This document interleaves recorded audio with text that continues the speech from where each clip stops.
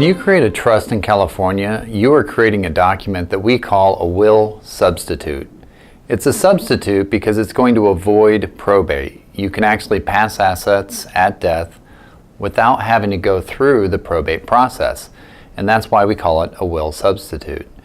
Trusts are very different from wills, however, in terms of how they're created. So wills have a number of technical requirements, and there's some things you have to do to create a valid written trust in California as well, although they don't tend to be quite as technical as wills.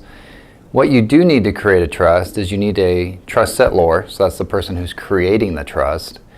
You need a trust property, which we call res, which just means a thing. So a trust simply does not exist if there's not something put in the trust, property owned by the trust. A trust without property is not a trust at all. It doesn't exist.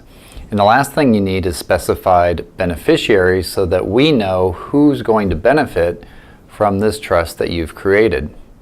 Notice that I didn't say trustee. Having a trustee is not a necessary element to trust creation by California law, but you do need a trustee, obviously, to manage your trust.